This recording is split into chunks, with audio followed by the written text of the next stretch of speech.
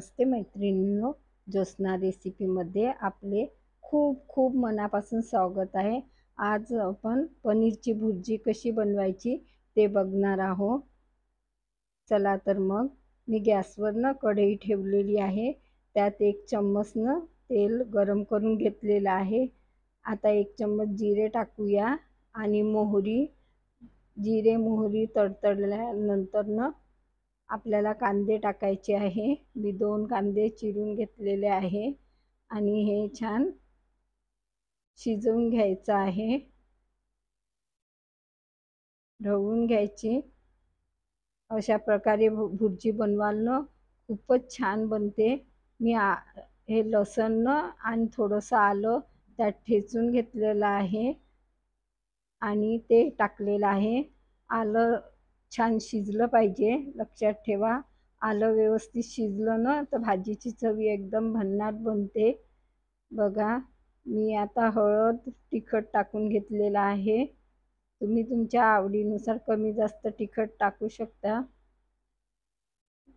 आता मी धने पावडर टाकलेला आहे आणि जिरे पावडर अर्धा चम्मच, धने पावडर 1 चम्मच टाकलेला आहे आणि चवीपुरतं मीठ। तर मिश्रण आपल्याला मिक्स करून घ्यायचं आहे। आता मी 1 टमाटर चिरून घेतलेला आहे। आता हे मिश्रण छान शिजवून घ्यायचं आहे। लक्षात ठेवा, मिश्रण व्यवस्थित शिजलं तर भाजीची चवी एकदम छान बनते।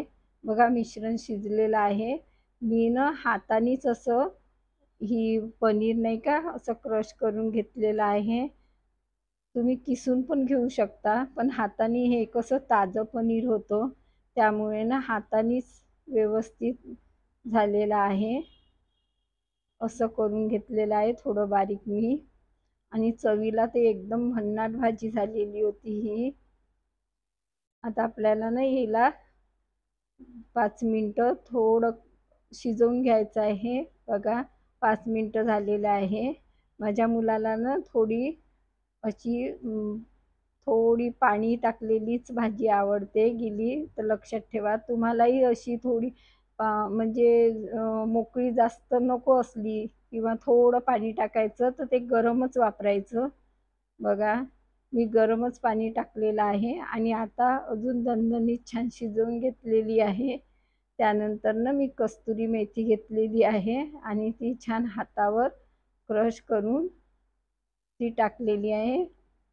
हे अमूलचं बटर घेतलेलं आहे, ते टाकलेलं आहे। आता आपली भाजी रेडी झालेली आहे। बघा, मी भाजी ही बघा अशा प्रकारे काढून घेतलेली आहे। कशी वाटली तुम्हाला माझी पद्धत? नक्की ट्राय करा आणि कमेंट्स करून कळवा। पुन्हा भेटू नवीन व्हिडिओसोबत।